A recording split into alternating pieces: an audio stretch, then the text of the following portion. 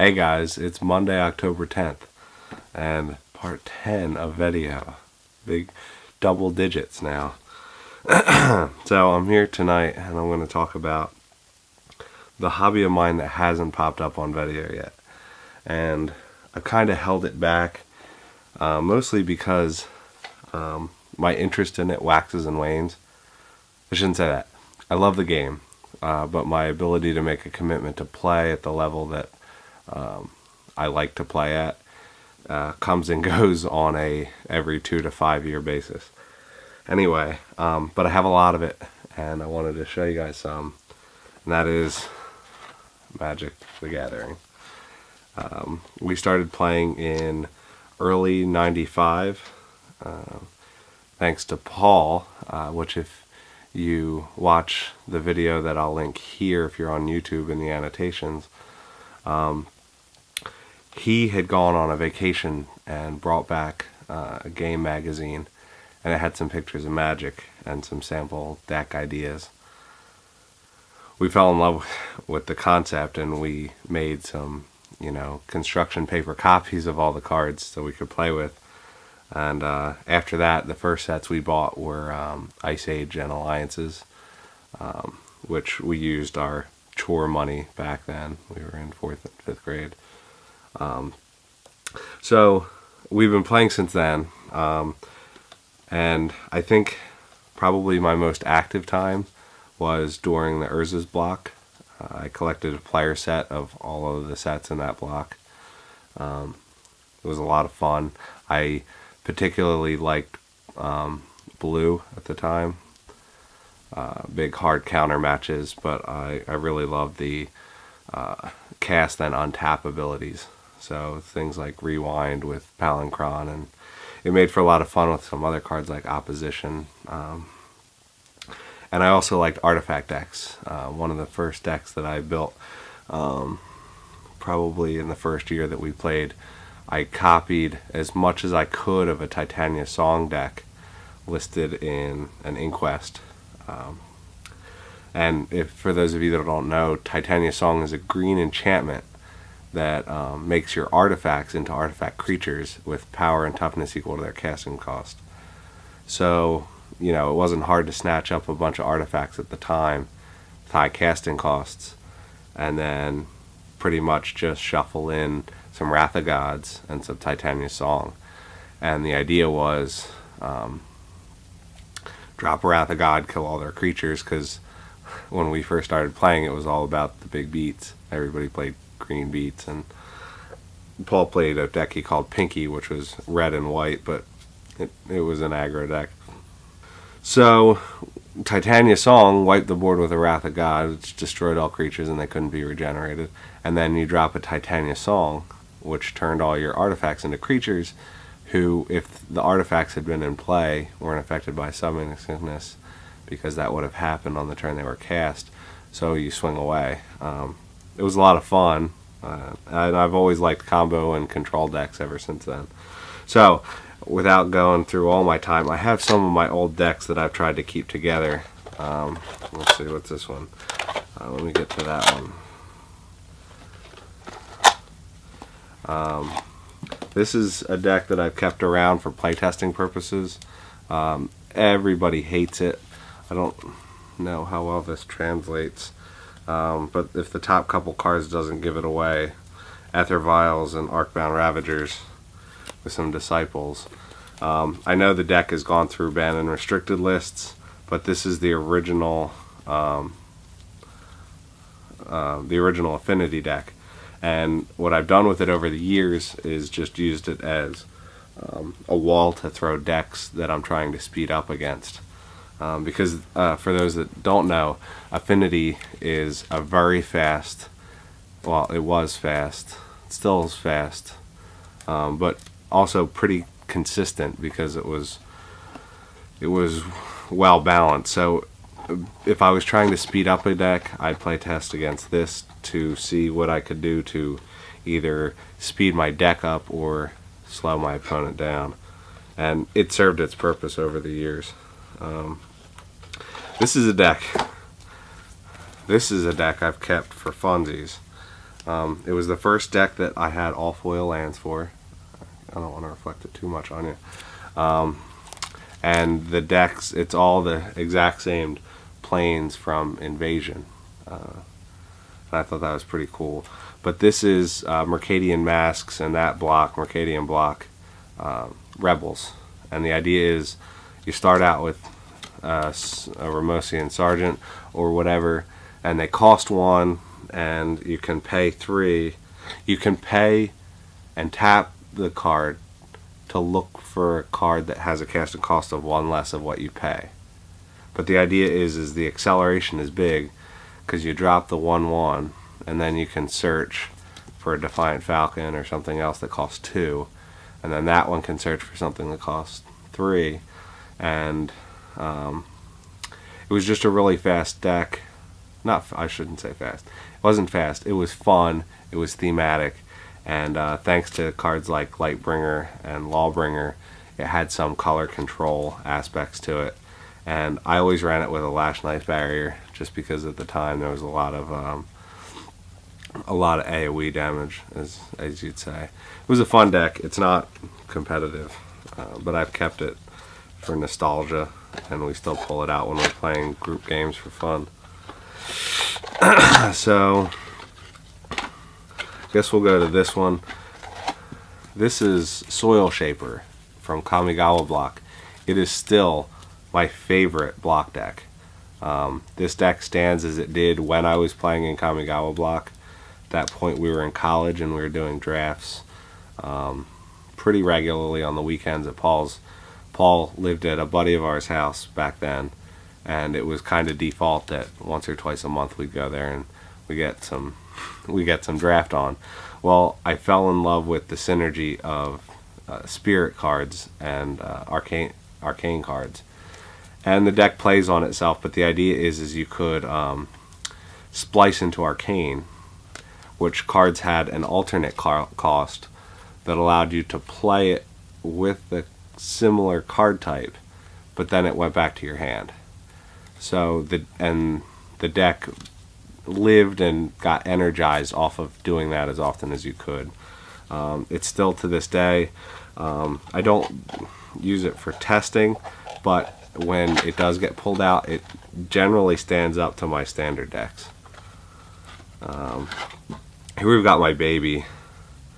The best I ever did competitively was with Urzatron, when they printed the Mirrodin block, and this deck has been lost and remade. I still have my original full art set of Tron, which I love, my black bordered Tron. But I've tried to rebuild the deck because I had borrowed cards at the time to play it. It was kind of thrown together at the last minute. Eric from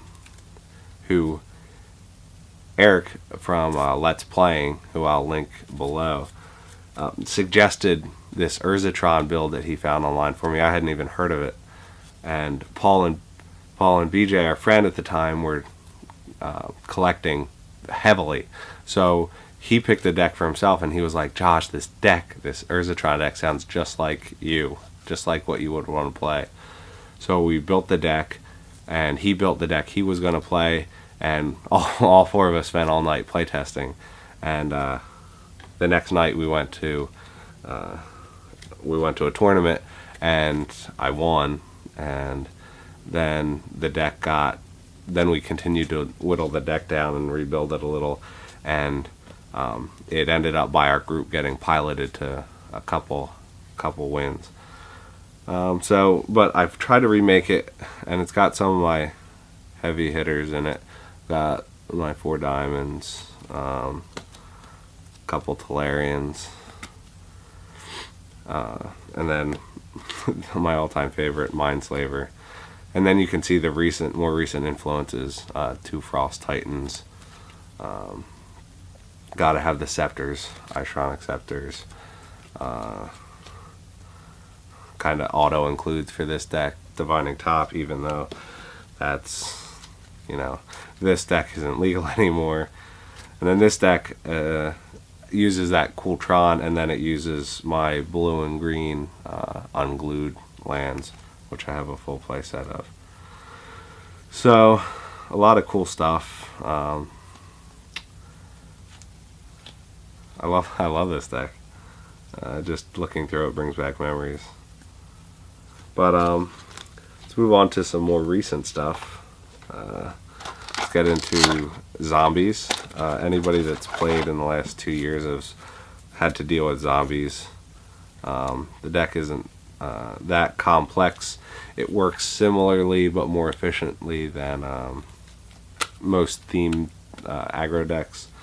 Unfortunately, this came with some control tools, and I think now they're playing it with white and with red, or white or red, and the deck still seems to be doing pretty well in places when people, again, the game is a lot about meta right now, not right now, but has become a lot about metagaming and throwing up a deck that people aren't running what we call hate, which is cards that are specifically designed to stop it. So if you come out with the world's best deck, you'll see over time as more people start to play world's best deck, everybody else starts bringing tools to specifically stop world's best deck. So then we get to a point where everybody has stuff to stop world's best deck, and somebody can make world's not so best deck, but nobody has the tools to beat it anymore, and it goes on to win.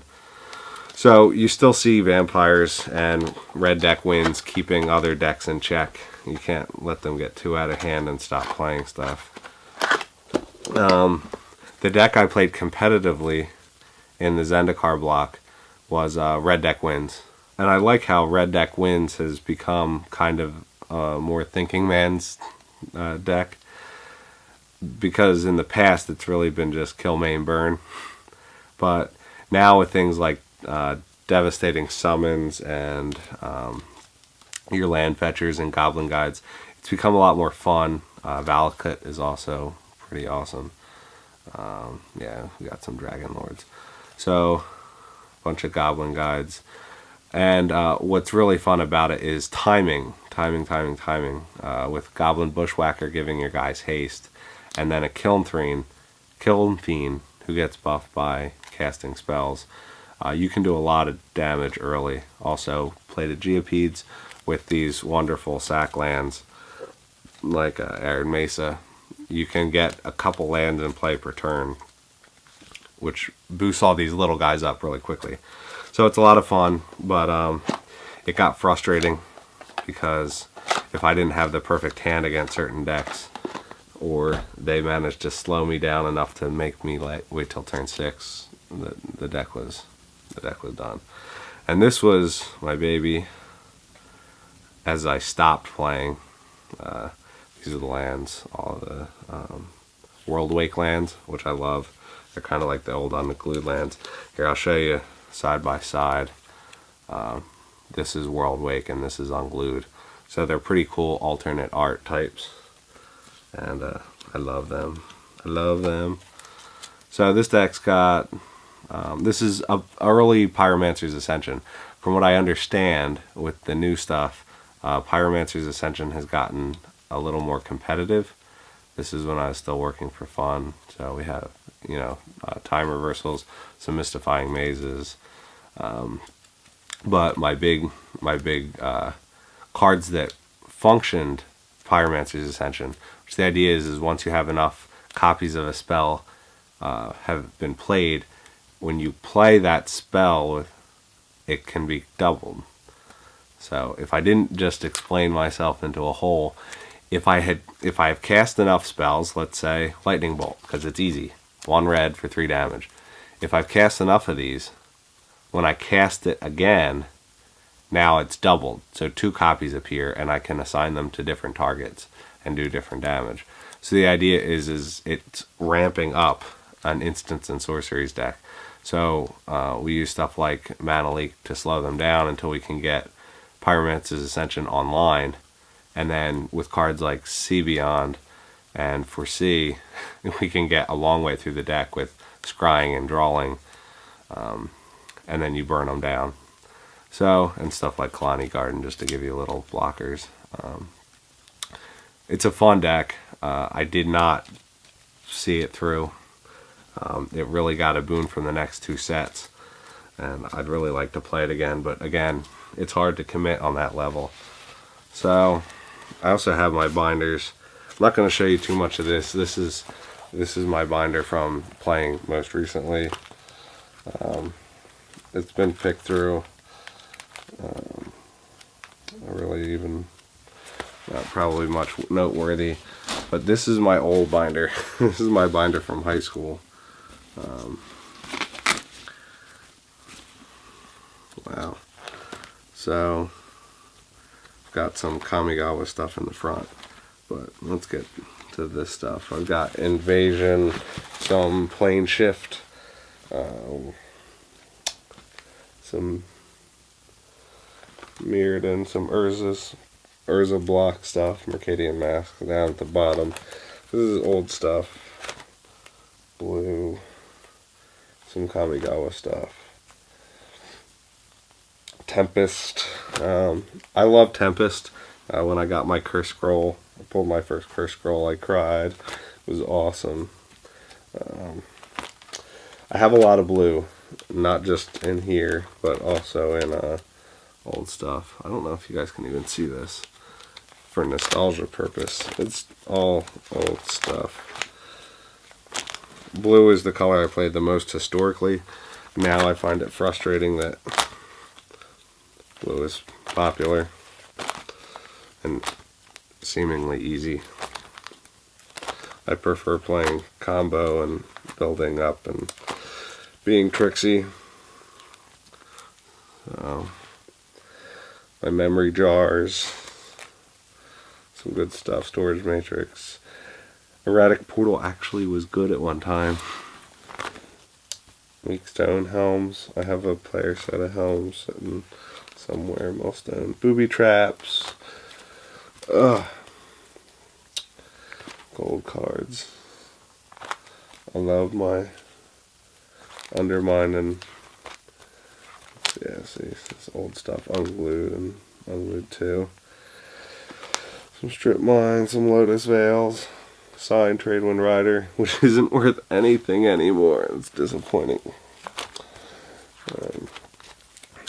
And yeah, I have some of my babies include a foil set of Vindicate and a foil set of Abolishes and Undermines, because I used to love those cards. So I think I've blabbed enough about my old favorites. You know, I think I have blabbed enough about them, and